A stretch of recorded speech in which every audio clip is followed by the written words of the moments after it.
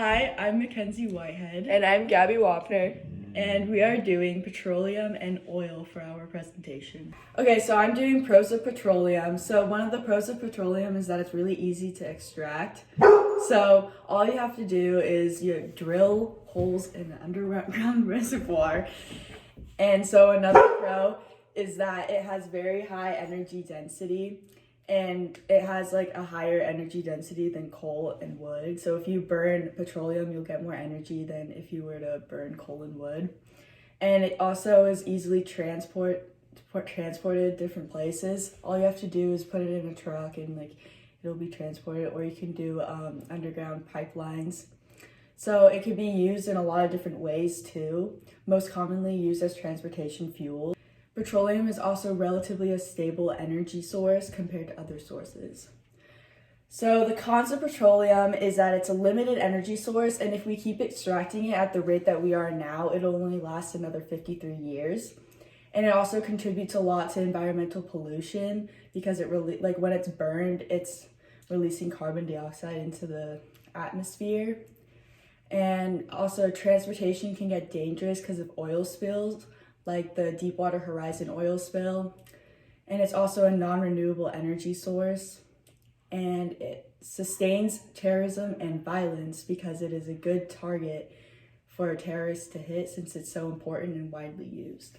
Petroleum is most available in America, Saudi Arabia, and Russia. So America has about 17.94 barrels per day. Saudi Arabia has about 12.42 barrels per day, and Russia has about 11.40 barrels per day. So how much petroleum is left in the world? In 2018, there was about 1.7 trillion barrels left, but it keeps going down every day. And then oil prices. So oil prices have not been this low right now since the 1990s. And Russia and Saudi Arabia prices went down over 30%, and customers now pay as little as $7 per barrel. So for our case study, we did an article by CNN Business, and the article was called "Oil Consumption Just Fell Off a Cliff. OPEC is Facing a Huge Test." So in the article, it told us about how as schools and offices close and as airlines start to cancel flights worldwide, and a growing number of people are continuing to stay at home instead of going places, that the oil prices are going to drop. So the demand in the first 3 months of 2019 was 99.8 million barrels per day. And before the coronavirus outbreak, it was expected a demand to increase by 1.1 million barrels per day.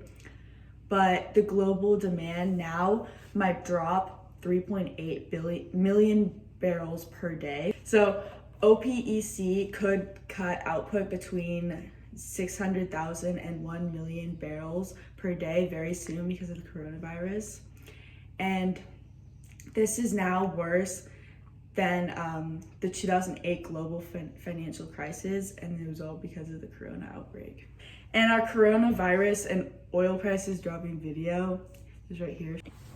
Petroleum oil is used for many things, but the top 3 uses are transportation, electricity generation, and material production. The oil is used to create jet fuels and transportation gases for your cars and boats, and then material production for plastics and other materials like that. And so this chart just shows basically that road transport was used for 57% of the petroleum extracts, and then air transportation was 18%, industry was 7%, and chemical feedstocks was 10%. And then it also just another picture saying that most of our oil goes for transportation, and then a couple other products at the bottom. So extraction, petroleum oil is extracted using drilling wells in oil reserves, and oil reserves can get 1.5 to 10 gallons of oil per each time they pump. And wildcatters is extremely dangerous, and that is basically drilling with no proven source. So if now in this day and age they can find out where the oil is underground, but wildcatters just drilling without knowing anything. And then In order to get the oil, there's 3 steps: primary oil recovery, secondary oil recovery, and tertiary oil recovery or enhanced oil recovery. And primary oil recovery uses gravity and pressure forced into the wellbore. And then secondary oil recovery is other methods of production based on man-made energy, such as injecting fluids to increase pressure. And then enhanced oil recovery has many steps. A drilling well works by having 2 valves at the bottom and the top of the well, and as the pump goes up and down, the valves open and close using pressure to pull the oil in from underground. So that the stages of enhanced oil recovery are changes properties of hydrocarbons, chemical flooding, gas injection, and thermal recovery. So thermal recovery uses heat to reduce the viscosity of the oil, and that accounts for 50% of the enhanced oil recovery that's used, and it basically just allows the oil to flow easier and makes it easier to obtain. Chemical injection accounts for less than 1% of the total enhanced oil recovery, and it uses long-change polymers to increase efficiency to water flooding and surfactants. And this one is not as common. And then gas injection uses injecting natural gases to expand and push gas out or dissolve oil to increase the viscosity and flow. And carbon dioxide is a major byproduct, and so is nitrogen, and this accounts for 50% of the enhanced oil recovery. In some places, they can use the carbon dioxide, capture it, and use it for other things. And then oil can be converted into electricity by ways of conventional steam. So oil is burned to heat water to create steam to help create electricity. And then oil can also be turned into electricity through a combustion turbine. And that is, oil is burned under pressure to produce hot exhaust gases which spin a turbine to generate electricity. Once pumped, crude oil needs to be transferred to the refineries in order to be refined and able to be used. And so the 4 main methods of transportation are pipeline, rail, truck, and ship.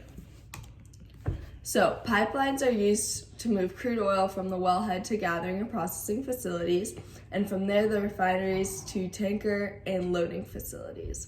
So the pros of a pipeline is that it uses less energy, so therefore has a lower carbon dioxide emissions, but they can also break and cause spills which will contaminate the environment.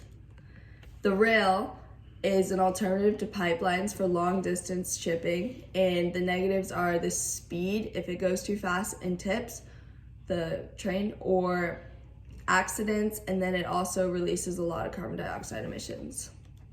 And the next one is the truck.